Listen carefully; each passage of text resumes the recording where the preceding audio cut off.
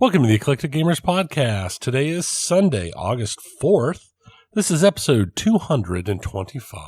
I am Tony. I am Dennis. We're another quarter of the way through a 100 series. We are. It means much, but what does mean stuff is the people that have supported us. So I'm going to preemptively, just at the top of this episode, say thank you to Travahantis for upgrading their Patreon membership level. And those of you who want to support us can at patreon.com/eclectic_gamers. Also, I want to say thank you to Danny T, who is a new Patreon member for us. So thanks to you both. Thank you very much. So Tony, what's been going on over the last couple weeks? Any grand adventures? Any exciting real games? Grand adventures. I've been listening to the audiobooks of the Aubrey Martin series for this entire year. It's all 20 books, and I finally finished them. Oh. And I decided, okay, I got to start them over again. I need no. But it's like, okay, I'm going to make a change. I want to listen to something that's very different than, Napoleonic War era British naval stuff.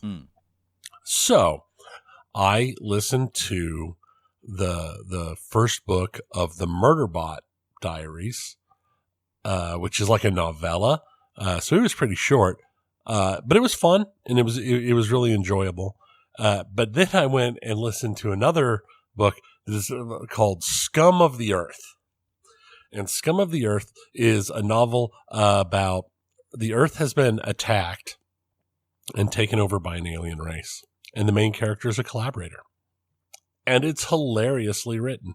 And it's just kind of a fun, silly novel that I quite enjoyed. Is it like Red Shirts? It's not quite as blatant as Red Shirts, as just being a pure comedy, but it definitely has its moments. So it's just kind of a fun, funny take on collaborations. Yeah. So that's the Vichy government was like, we're just fun. Yeah, exactly. No, it was pretty good. I enjoyed it quite a lot. So, and now I'm continuing to move on into something completely different. So, we'll see. I also, over the course of, we went and saw Wolverine Deadpool last week. And yes, we did. It was great. I enjoyed it. And then 2 days later. Until you're 90. So true.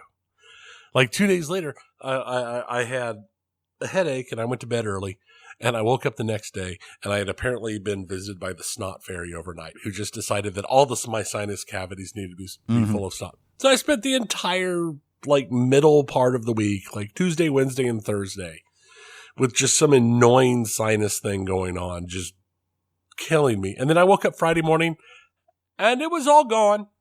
Oh, that's good. All I had left was a little cough. It was just oh, you've got a whole bunch of meetings on these 3 days. Bah, all of the snot. And then it's oh, you have no meetings on Friday? You're better. Yay. So annoying. Well, it happens. So well, yes, we did go see Deadpool last weekend, which the week before, so right after we finished our prior episode, I had a work week in Detroit, so I was out there. So you went and saw RoboCop. I did not. I did see the Scientology building, though. I shared that photo on my personal Facebook because I saw it at night when I was walking back from the nearest grocery store because I had to find some sort of place to buy soda pop that wasn't the hotel. And there was one. You didn't want to spend $10 a bottle? No. It was bad enough spending $10 for a 12-pack, but hey, it's Detroit, so you can do what you got to do to survive. And so that was nice, and then been busy, of course, catching up and doing work stuff. I have been playing one game. I started actually around the time we went to see Deadpool 3, and that's the beta trial for Marvel Rivals, which is the hero shooter. I saw you playing that when I got here so we could go see Deadpool. So that, I think, is going to end probably tomorrow, the beta. So anyway, it's been interesting. But again, so it's it obviously is going to be compared a lot to Overwatch because it's a hero shooter. It lets you have 6 characters on a team. You can have, tank, damage, or support. You get in a vibe here. There are ultimates and things like that. Third person, though, not first. So because you got to look at your character. Or well, obviously. There are parts I like and parts I don't. The overall, it's been fun. A little frustrating because there are, of course, as a beta, not too surprising, a lot of balance issues. Also, there are like 3 maps, so they definitely need to get more maps out. But it has potential. So especially since I think it'll be free to play. I will say, if you like hero shooters, probably go ahead and give it a shot because it won't cost anything once the final version comes out, which I believe will be in 2025. So anyway, did a little bit of that, and that's really all I've been playing. So let's go into pinball. All right. And let's get through this episode. Ding, ding, ding, ding, ding, yeah, because we might actually get a chance to play John Wick today. We don't know yet. We don't know. Tony has done his research. He thinks we have a chance. I've done my research before and been wrong. That's right. But that's not your fault. We blame the people that just don't operate when we want them to operate. Yeah. So, and I can't blame them. They're being very nice. They were being very nice to their people. It's like, oh, it's a holiday weekend, so we'll just not open today. Yes, very kind of them. But what isn't kind is Haggis Pinball and having to talk about that. So we covered the quasi-breaking news at the time of our last episode about the appointment of Liquidators and that Haggis Pinball is done. They were winding up everything. There has been more information, a ton of discussion on Pinside. I'm not linking anything here in this instance. If you're really curious about this stuff, you can go and explore it. I just wanted to go ahead and provide a little bit of additional information because the list of creditors is essentially available now. I've read some summary information. I've read it some on forums. I know Nap Arcade has a write-up as well in terms of, because some people are like, because of the main creditor list has like personal contact information. So they're trying to be a little bit careful, in terms of what goes on a forum and such. Which is very nice of them. So not to dox people. So anyway, I think the main highlight to note is that the list of creditors as of what I last saw summarized was over 2 million Australian dollars. This does include Damien, the founder of Haggis Pinball, who I believe is listed as a creditor personally, as well as one of his other companies is listed as one of the sizable creditors to Haggis Pinball, which is not necessarily atypical for these sort of situations. However, there were hundreds of thousands of dollars listed tying to either distributors, like 3 different distributors covering various parts of the world, along with individuals that had deposits in, full purchases in, season ticket passes in. So from everything I have seen in the write-ups that people have done, just like you'd expect, very, very little in the way of assets being tied to Haggis Pinball available, and a massive list of creditors. There are some secured creditors, so I guess it does work a little bit like the United States. I think there are even some employees that were listed as owed something. I don't remember if they were on the secured side, which would be pay, or if it was unsecured, like they assisted in some other way. I don't recall. But anyway, we'll have to see what happens as the liquidation process moves forward. But there's like you would expect in a bankruptcy case, there's just nothing there. There's nothing there to pay, to remotely pay back. I mean, pennies on the dollar would be a generous way to describe it, but that's the only way to describe it. Yeah, my assumption is most pre-orders, members of the groups, all that stuff, none of them are getting anything. Mm-hmm. So anyway, I just thought I'd add that for anyone that isn't reading up on it, that the process is moving forward with the liquidator like you'd expect. There are a lot of discussions about what we would here in the U.S. refer to as piercing the corporate veil, which is if certain scenarios happen, you can start going after the directors of an organization personally for liability. We've seen this happen in some major cases here in the United States recently. Don't know. Someone had indicated they'd heard from the liquidator that they think there may be a case for that. But of course, it's too early. They're still in the process of just trying to get through what actually is still on Haggis's books. And creditors, I don't know if we passed the deadline for all creditors to have informed the liquidators. Like, for example, I believe the owner of Fast Pinball had come in and said they're not on the creditor list because they had not actually yet sent the invoice for the boards they had sent for the Centaurs to Haggis. I think for the prototypes. Right. So it was like 3 boards.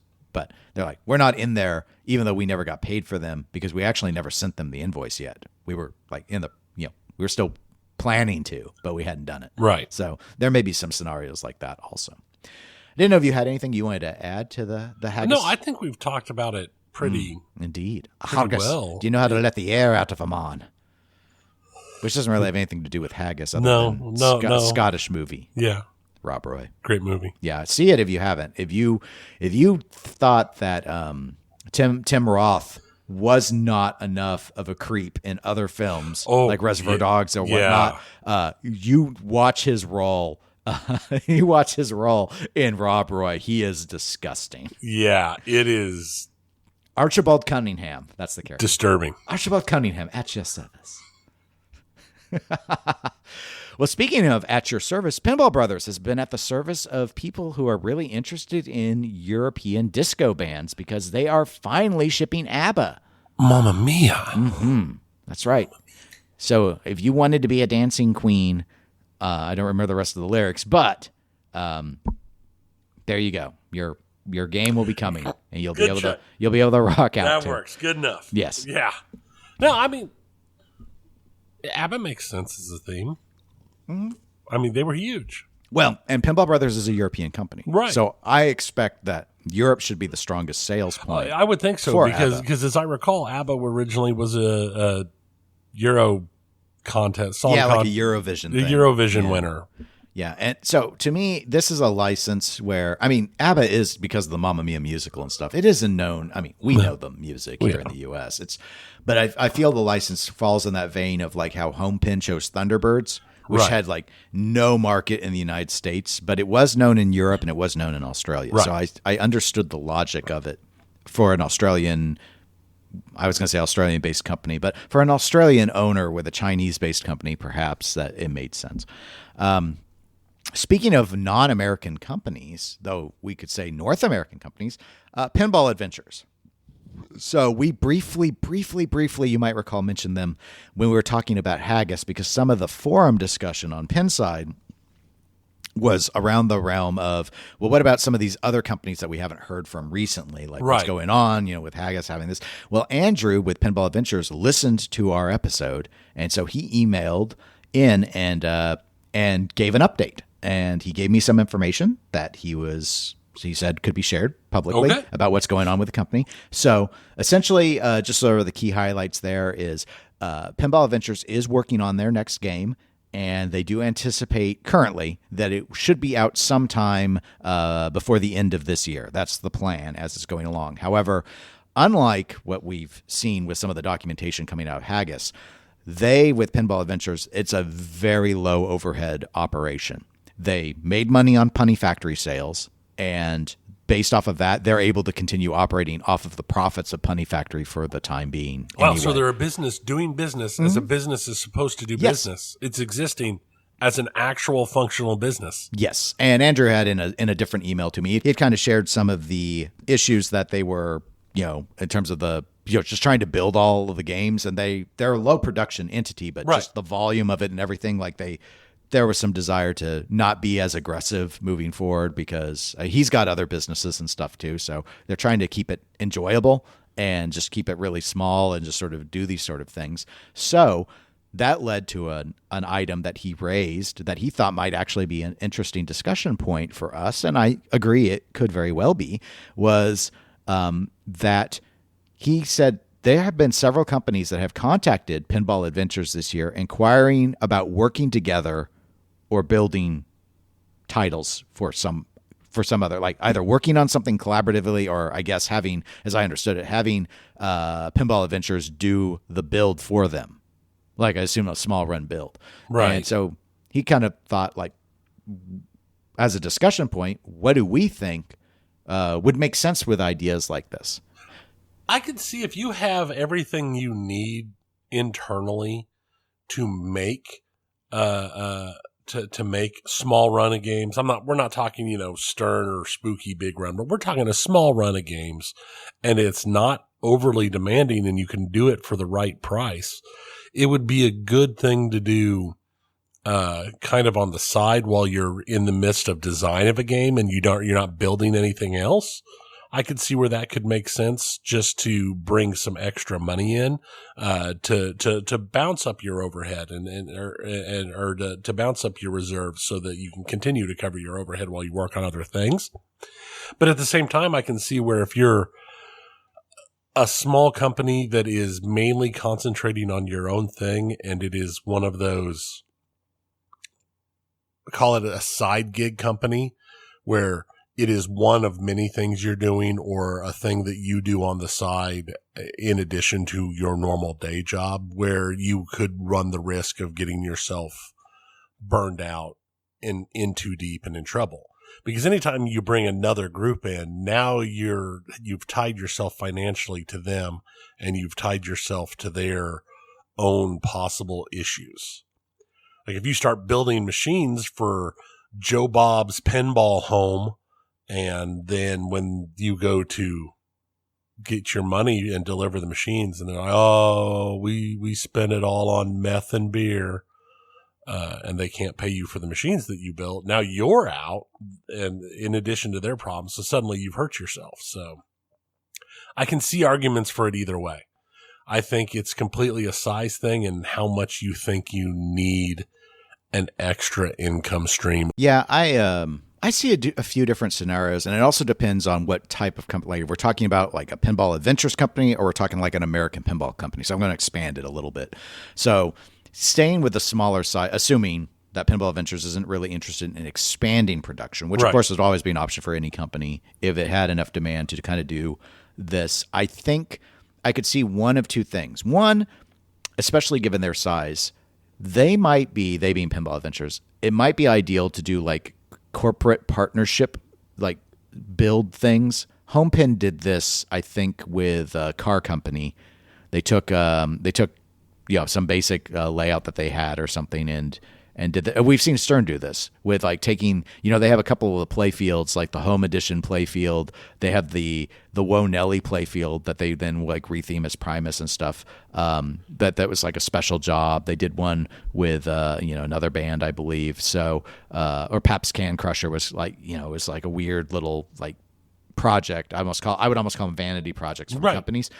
Pinball Adventures, I could see doing that sort of thing. Pabst Can Crusher had great art, though. Yeah, I think that was a Dirty Donnie art package. Yeah, the art package was amazing. So, in the case of Pinball Adventures, like one of the things they could do as a work together that I think would make a lot of sense would be if they had a game. Let's say it's Punny Factory. Like they have a layout that they've already established, so you're not having to invest a lot of creativity in the design anymore. You already did that. That's a sunk cost.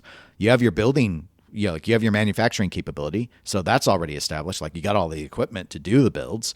So you work with partners and be like, hey, do you want like 6 of this? Because I'm not sure how many like games a year Pinball Adventures wants to make, but I think on most of their runs, given that they've been unlicensed, my guess would be the demand is probably sub 100 for many of the titles, unless they move into licensed games, just based off the current climate. That's a guess. It depends on, games getting out there and being popular. But if some company was to be like 10 or less of something, they arranged for an artist, to reskin the art package. The only question I have is on the display. That's the tricky part, because if you do like a Primus Pabst, you do an old-timey style game where you're not expected to come up with animation, then I think you've got some potential. It's easier. You don't have to worry about hiring or if you do like just straight alphanumeric. Right. Anything pre-DMD becomes pretty easy where you're not like, oh yeah, we'll put in like, it'll say this. It'll say like the new name for the multi-ball, Corvette multi-ball, Mustang multi-ball, Ford Fiesta multi-ball. I'm stuck in the car realm. But so something like that I think could make a lot of sense.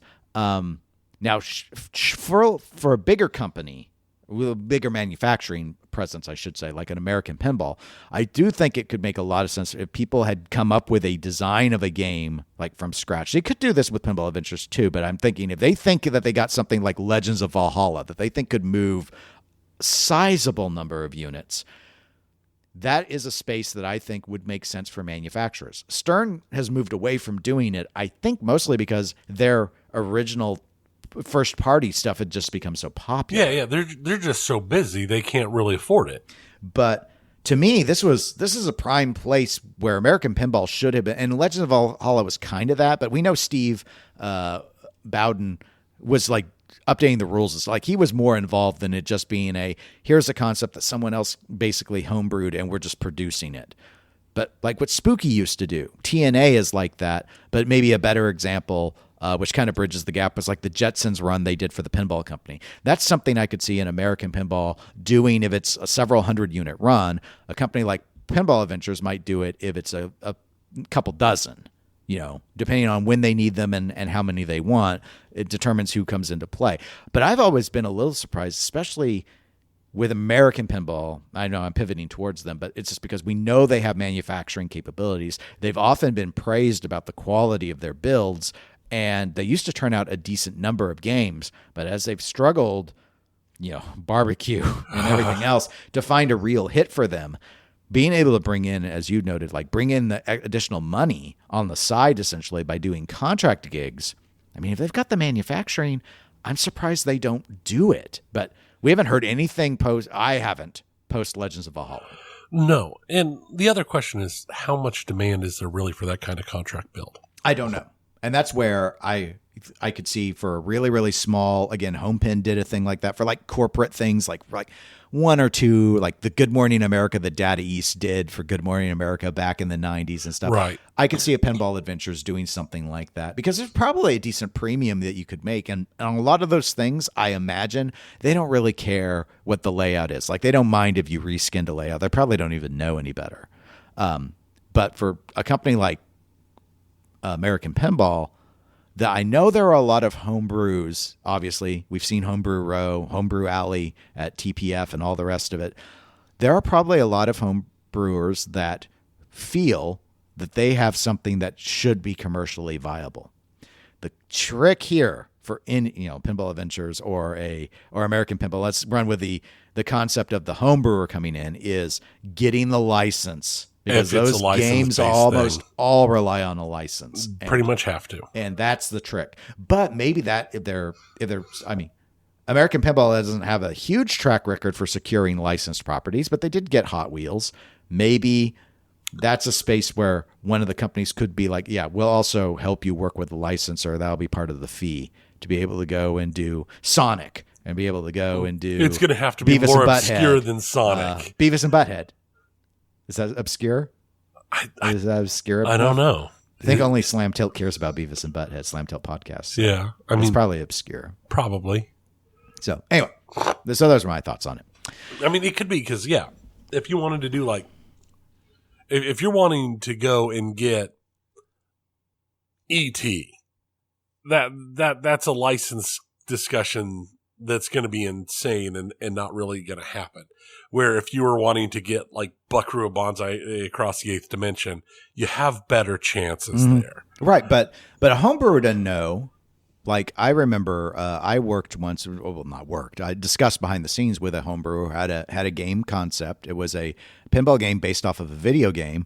But they didn't even know who they could contact to try and get that license arranged because they thought about exploring the idea of making it commercially available. And if the license is old enough, nobody might really know where that license is sitting. There's all bunch of stuff. So that's where that could be an interesting service, kind of separate, I think, from what Andrew was getting at about just the whole navigating the licensing world is very confusing for people. And being able to take those dreams to life, well, there's that, but there's also like some of these homebrews have some pretty interesting concepts. And maybe they're too weird. The layouts are too wacky to expect high volumes. But if you have the license tied to it, maybe you can make it commercially viable. Maybe if they've got deep enough pockets as a home brewer, they subsidize that build and it's their job to sell them. Or if you go after something that's in the public domain. Mm-hmm. Sure. There's all sorts of stuff. But so you can make your War of the Worlds machine as long as you don't make them look like the ones from the movie. Yeah. Yes. So, anyway, thank you, Andrew, for the discussion suggestion. I have a separate discussion item I wanted to briefly talk with you about, Tony, before moving to the video game section. This is kind of inspired by what's been going on with Haggis Pinball. And that was last night I was sitting there, I was thinking, you know what? There have been a lot of failed pinball companies for not just, I mean, there've been a lot just since we've been podcasting. Right. There've been a number of them. And I just kind of thought, what game from the failed pinball companies do you wish had actually come to fruition? And it doesn't have to necessarily be, in fact, I'll say it doesn't have to be the one that they failed doing. So, for example, there were a ton of Deep Root concepts that were announced. But or it could be the Raza that they were specifically working on. Speaking of Raza, there's that Magic Girl, Alice in Wonderland from Zidware would be an example. Predator out of Skip B would be an example. Highway Pinball's a little tricky. They made all of their full throttle, so you could say Alien, but I'm guessing we're probably not going to pick this one since Pinball Brothers ended up making Alien for them anyway. Obviously, with Haggis, a Centaur revisited, but you could also speculate if you wanted about one of the other class of 81 games that they might have built because they were going to do 3 or 4 more on top of Centaur. Vonnie D had Pinball Gremlins, so it's things like that. I don't know, Tony. I wanted to see if of all these failures that have happened. If you want to even go back to when Gottlieb ended Premiere, Brooks and Dunn was in the works. You could name that one. Whatever the Wizard blocks that Williams was supposed to do as the next Pinball 2000. I mean, I'm just like, what do you kind of wish that would have happened in theory, but for the failure of the company? Well, that's tough. Mm-hmm.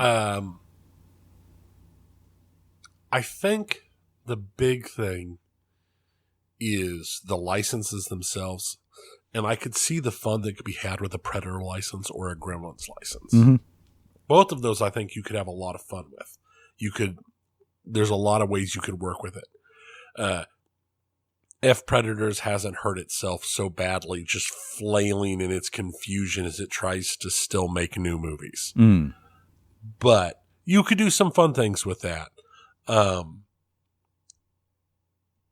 Yeah, I would say probably one of those two concepts would be the ones that I think would go the best out of this group. So you want the concept, though, not the layout that they were correct. Doing. Okay, that's interesting. Now, and to be fair to Vonnie D, I don't know if they actually had Jim Henson's Gremlins. I think it was generic Gremlins, just generic, yeah. which is just silly. Well, so yeah, I agree with you about Henson Gremlins and yeah, Predator does scream for a pinball machine. It does. It's weird. It's honestly, there's been enough time since Skip B and Skip B was such a Mickey Mouse organization. That I am a bit surprised that we've not seen a bigger manufacturer try and run with it. But in terms of what I would most want to see from a failed pinball game, Merlin's Magic from Deep Root.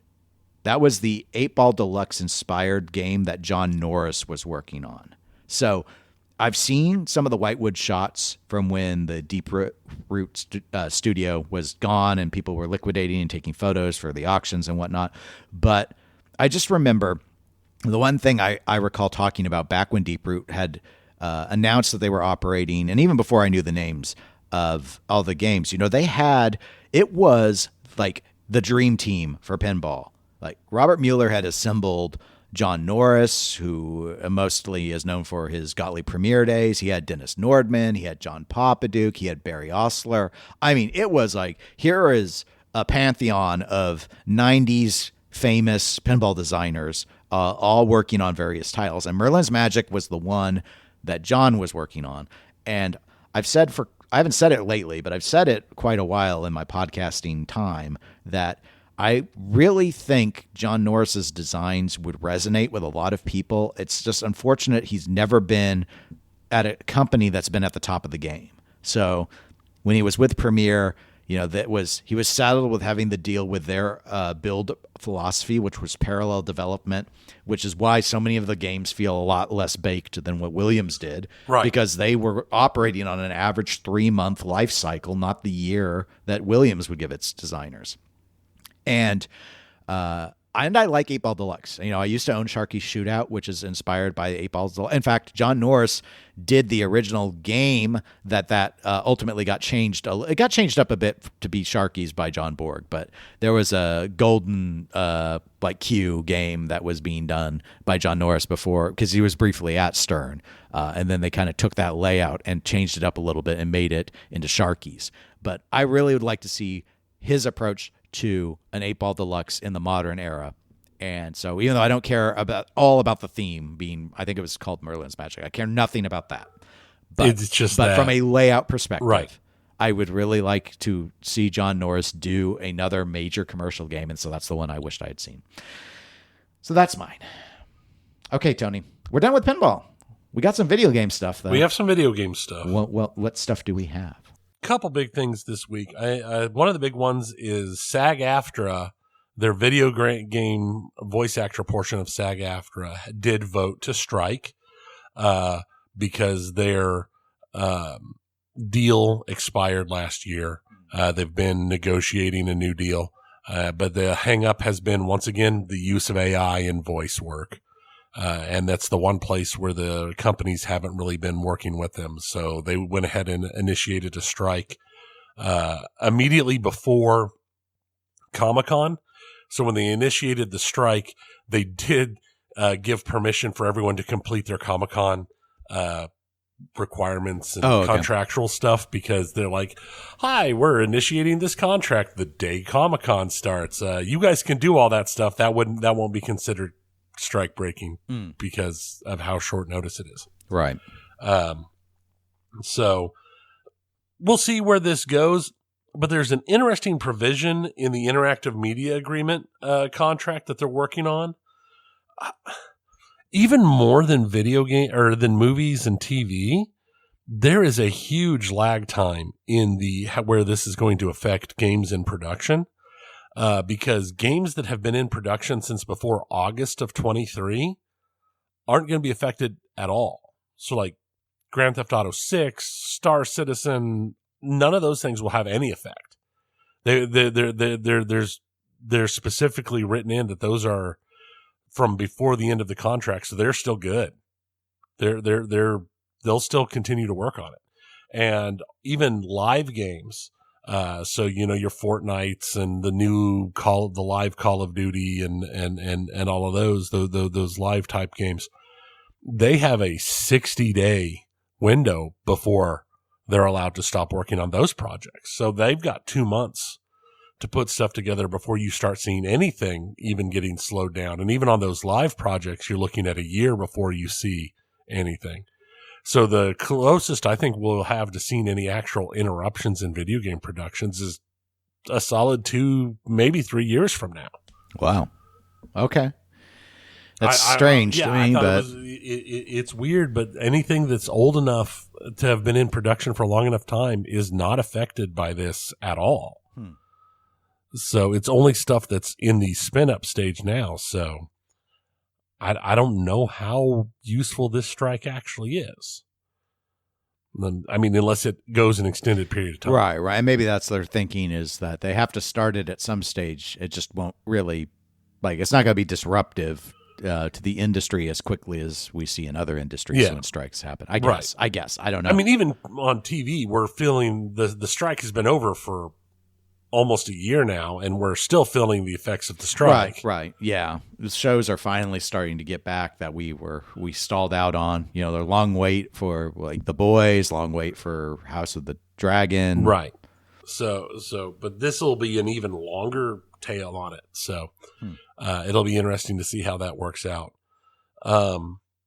Apparently in 2020, the International Olympics Committee ended their partnership with Nintendo and Sega. That's why with the new Olympics that are ongoing as we speak, of which I've watched nothing of, there's no Mario versus Sonic Olympics. So, but they did. They wanted to. The IOC wanted to explore their options and see what else was out there, and they really wanted to make some different moves. Embrace their group and get into NFTs. And NFT. Oh, come on. Oh, so yeah, 2 years ago. Well, and that's when these decisions were made 4 years ago. So that's where we ended up with. There's no Mario Sonic Olympics. There is an Olympics game though. It was made by a little group, a little development group that's got offices in San Francisco and Seoul, and it's a phone game.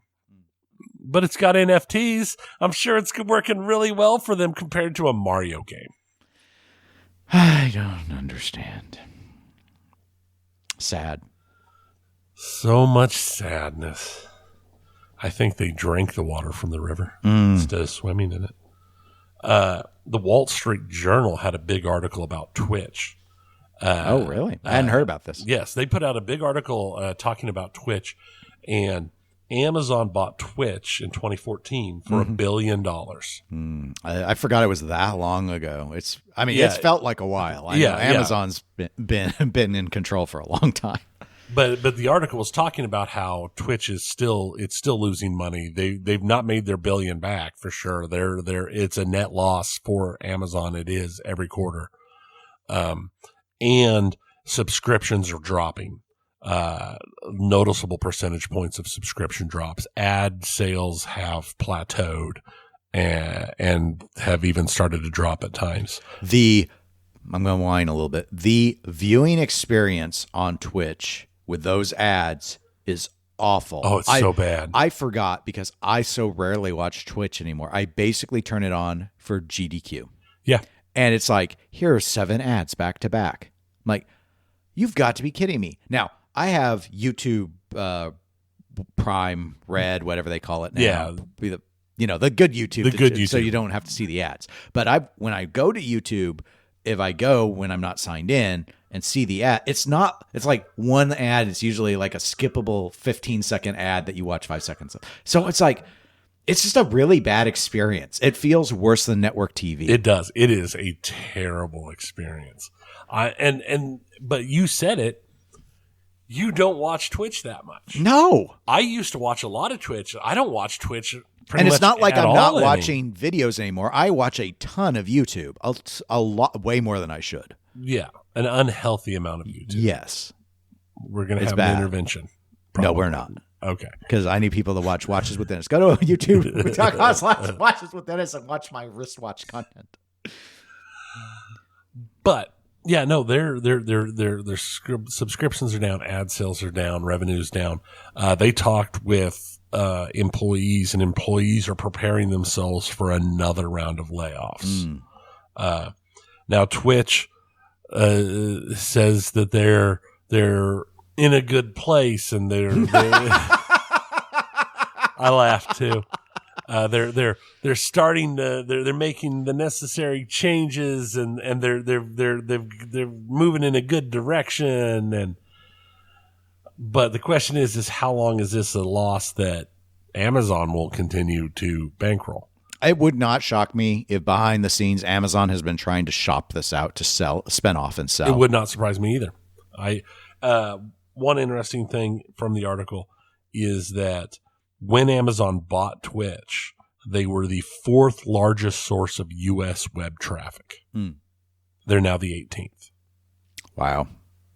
So in 10 years, they've dropped. A lot. That says a lot. A lot. I mean, yeah, that's a lot. That's a huge fall, especially when you consider that there's probably more web video traffic consumption overall just because of population increases since. But Twitch has dropped, and there's other groups and stuff. And half the time, if I am watching somebody live anymore, it's on YouTube, not on Twitch.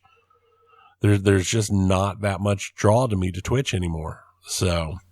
Yeah, honestly, doing the watch stuff on YouTube, the only regret, it's not much of a regret, the only slight regret that I ever would have is there's no Prime, no Twitch, YouTube Prime thing to get easy subs.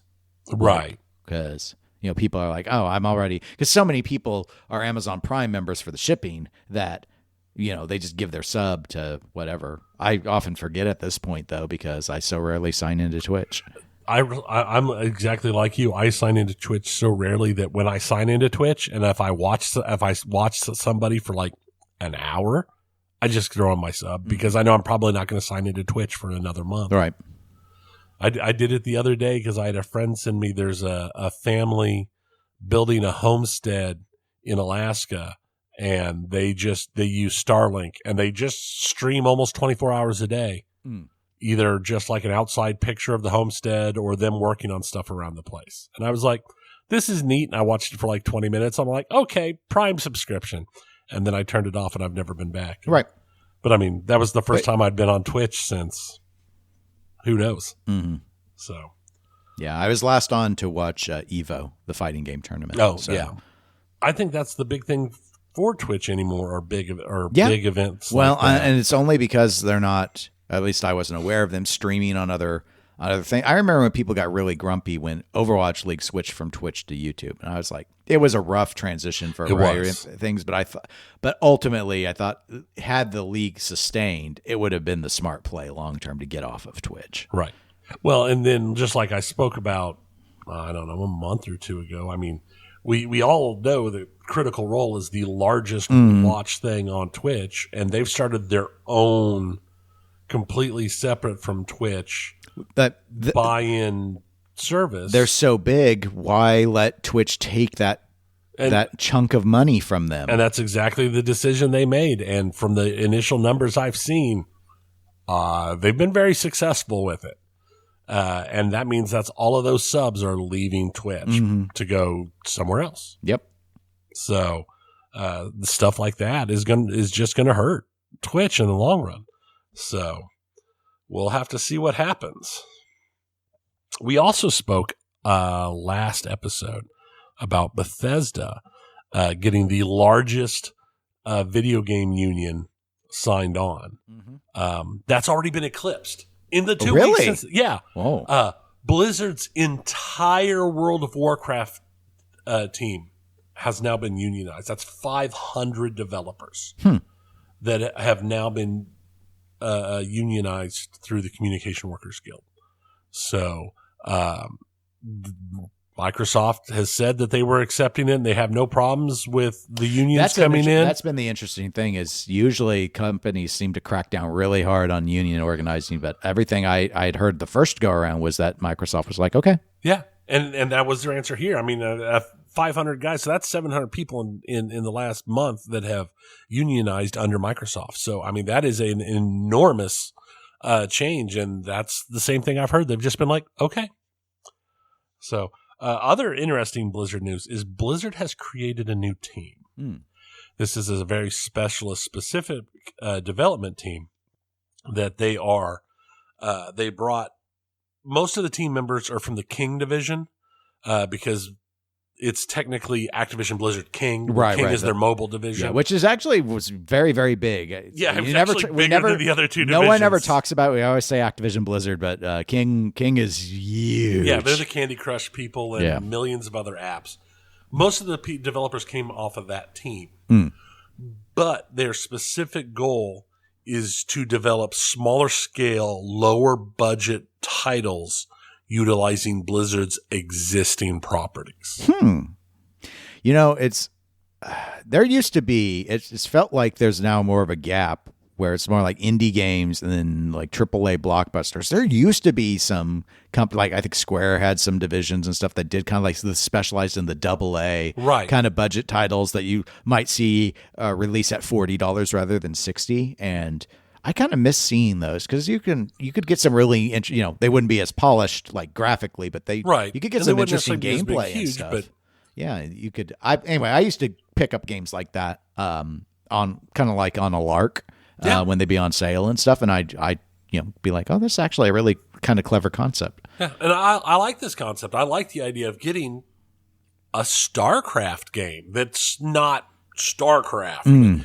A smaller, more targeted StarCraft game, or even an Overwatch game that's not Overwatch itself. It could be something Island of else. Warcraft. Yes, Island of Warcraft. So something Underwatch. It'll be even smaller. It's only going to be teams of 4. There's just no tanks at all. And it'll be a card battles game. But, I mean, it's an interesting idea. I'll be interested to see what comes out of it. Layoffs have gotten continued. I won't even say gotten. They've continued to be huge. But this time, there's been some really interesting developments in the layoffs. Oh, okay. Bungie laid off 17% of their staff. I heard they had a big one. I didn't know what the percentage was. Yeah, it's like 220 people thereabouts. that were laid off. And then they're moving another 155 people out of Bungie, and they're being moved to Sony, who purchased Bungie last year. Right. Yeah, no, Bungie, I mean, there have been warning signs, obviously, because Bungie's ownership scenario, like they were independent, but a second party, I should say. They're like a second party developer for Microsoft. Then they went fully independent. Right. And then Sony bought them. But they have, I don't know. It just seems like it's been as big as Destiny and Destiny 2 are as games. It seems like ever since they quit doing Halo, it's just been rough for Bungie. It has. And that's part of what's led into this is apparently from reports is these layoffs have been planned for a while. They're just now happening, but they've been planned for a while because apparently on multiple occasions now, they have failed to hit the financial targets that they promised Sony at the buyout. Oh, okay. Oops. And in addition to that, they are also dealing with a issue of the employees versus management, because through all of the layoffs, management hasn't taken any pay cuts, anything like that while they're talking about you got to stay motivated as a manager. You know this. Right. No, obviously. But it's been made worse because people have come out that were laid off talking about it. And it's like literally the week before he laid me off, the boss invited a whole bunch of us to come to his place to see the new car that he bought of his giant his $2.5 million car collection. And then they laid us off the next week because they couldn't afford us. And people like were laid off, and it's like, oh, you're laid off. And it's like, my maternity leave starts on Monday. You're laid off. Sorry. So it has been a giant mess. But you said that layoffs plaguing the industry, so you must have more than just Bungie. I do. That was the only one I had heard of. Oh, no. Humble Games. A small developer. They're an offshoot of Humble Bundle. Yeah, I guess I did hear about this one, and then I was told, no, it's not Humble Bundle. Humble Games is separate, and then I didn't read any further. They're an offshoot of Humble Bundle, but they're not Humble Bundle. Right, Humble it's like Bundle, a subsidiary exactly. Yeah, okay. But they're known because they've helped publish a bunch of indie games that have been really popular, like Slay the Spire, Unpacking, A Hat in Time. Okay, I've heard of Hat in Time. I haven't played any of those. My daughters both love A Hat in Time. It's one of their favorite games of all time. But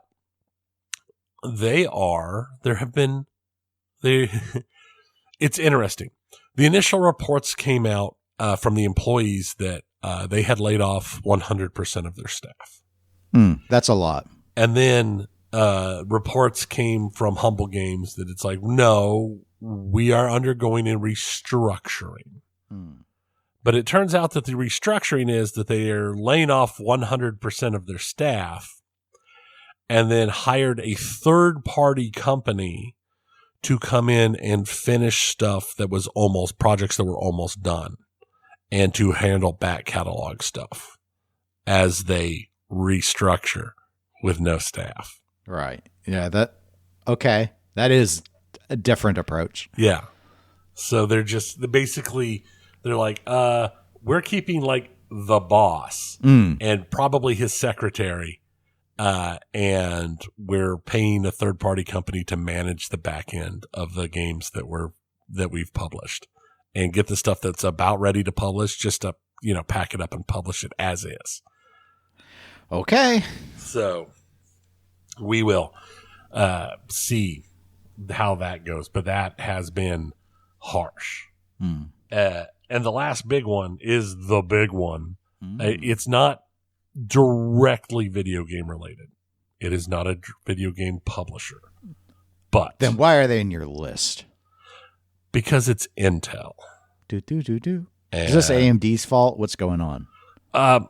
They had a loss last quarter of $1.6 billion. Really? Wow. And the quarter before was slightly better, but they've had multiple quarters of losses. A lot of it is led because they are in the process of building some new factories. Their foundry division that does actual chip production. But the other big thing that has hit them is Intel, giant, enormous, used to be the kings of the roost. That they're not the top tier in chip production anymore. Mm-hmm. They're not even second tier in chip production anymore. And all of the major players in the last couple of years have chosen other companies to be use in their computers and such. Computers. Okay. And Sony and Microsoft chose Qualcomm to do their chips, not Intel. So, I mean, they're not in any consoles. They're not in any, they've been behind the list. None of the big AI servers use Intel. Everybody uses AMD or Qualcomm's. They're just behind. Wow. And they've been so far behind that they said they are laying off 15% of their global workforce, which would be up to like 19,000 people. But so far they've only announced 15,000 layoffs. Okay. So, and if you like looked at their stock this week, it crashed huge. Even bigger, because this announcement came out just as the U.S. jobs announcement came out, which was softer than expected. Being soft. Stock market kind of had its little bubble, dropped a little. They always react to little news things. Right. We'll see how it But goes. Intel like crashed hard. And it all came out at the same time. So Intel is in the middle of they are cutting down everything that is not absolutely necessary. They're going back through every project, every research that's in progress to see if it's worth continuing. They are in what I would call a deep emergency mode. Well, I mean, I don't know what this is so outside my wheelhouse. I just don't know if the problem is that their chips are inferior to the Qualcomm and AMD options, then how do you quickly put out a superior chip? I don't think there is a way. I think maybe they have something that they were R&Ding in the works, but I don't know how you accelerate to get to that point and then get trusted partners to now accept you, because that will be like Microsoft isn't and Sony isn't going to take the PS5 and the Xbox One and change chips mid-life cycle. You have to get in on a next product. So they're going to have to wait for that. But most of those are already in planning now, if not in deep development. So they probably don't get the next gen either of console. They'll have to wait a gen after. Yep. And they've also lost a lot of the big laptop projects recently. Now, getting new models on laptop, maybe that's a little bit easier. Like maybe they get back in with, like, I don't know if they're still with Dell or not. Most of our work laptops are Dell, and they do have i7s and stuff. So they might still have that company, for example. So maybe some of the things might be easier to get in than others, like maybe the computer manufacturers. But again, like, I don't even think that's the bulk of the market anymore. No, I don't. So many people are buying smart devices. And they're not in any of the smart devices. So it's like, this might be a long-term issue. Now, from the I read several articles, and a lot of people think that this is they'll be okay once the new factories that they're building go, like, actually start production. But the problem is they've been hemorrhaging so bad and they've lost so many contracts. The question is, can they survive long enough to start production of next generation chips? And will their next generation chips be good enough to keep up with everything else that's coming out? Yeah, I just don't. I don't know if anyone's looked into them and had done the one thing with like the old Tom's Hardware guides and stuff. It's going to be, people will analyze these chips vis-a-vis all the other. I mean, I remember when AMD started to be on par with Intel and then started to beat them. Right. And Intel was like, we're Intel. And that's been the big problem, is the last two generations of Intel chips have not been up to spec. They've not made the spec that they are claimed to be. They've had issues with the last two generations of chips, so they're behind already. But when I used to build my own systems, I would always go with Intel, and then eventually AMD got along far enough, I quit caring. And if it was like, the computer comes with AMD, I'm like, great, they've got a good rep, I'll do them. My computer has an Intel, but I've had it for almost a decade. I don't even know what's in my desktop at this point. I need to replace it probably at this point. Anyway, just so videos process faster. But like my oldest daughter's desktop and my youngest daughter's laptop, they're both AMDs. So, and if I was going to buy one right now, it'd probably be an AMD, just because Intel's been having chip problems. So, we'll have to see where that ends up going. I decided to end on a slightly more interesting, slightly more upbeat, very video game focused. Gamescon is coming. Yes. So always a big time in the summer. The big news this time was that Xbox is having a big return to Gamescon. Mm-hmm. Xbox is having a massive return to Gamescon, even bigger than what I was expecting from what their original press releases were. They are bringing 50 playable games, and in addition to that, they are doing special live stream events every single day of Gamescom. And they're having a big theater event as well, where they're doing the giant trailer and showing stuff for all the big stuff coming out. But they are apparently rolling into Gamescom huge this year. Last episode, I talked about console sales being down across the board, how even Sony's down, but everybody across the board is down. Microsoft is definitely down, more down than any of the others. But, well, actually, I think, as I recall, I think Switch was farther down than any of the others, just because they didn't have the big Legend of Zelda release to perk them up this time around.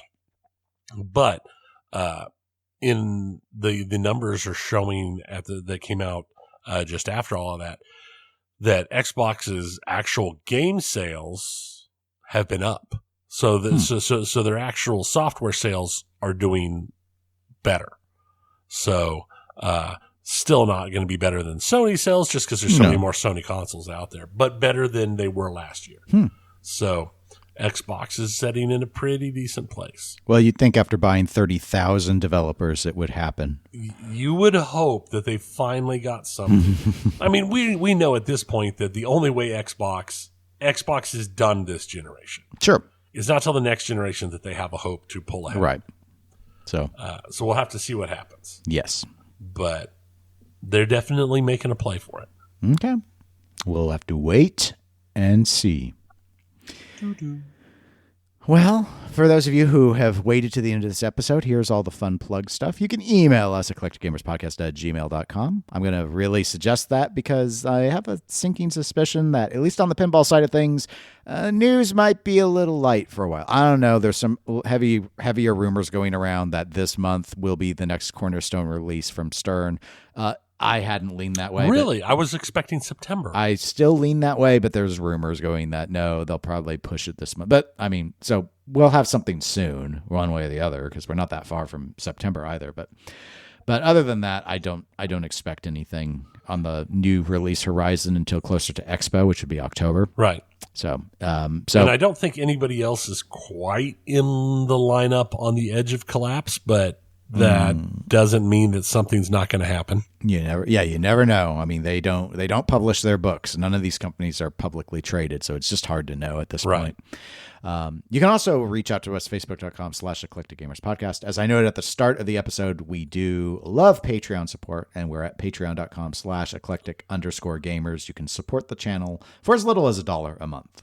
We're available on Twitch and Instagram as eclectic_gamers. And hey, if you got those Twitch Primes just sitting there, you can also go. I mean, we do have the channel. It hasn't had anything in over a year. That's true. I should do my Twitch Prime on our Twitch channel. There you go. You just Twitch Prime, your own Prime. Yeah. Yes, double Prime. Prime squared. Prime. But anyway, we'll be back in a couple of weeks. And until then, my name is Dennis. I'm Tony. Goodbye, everybody. See ya.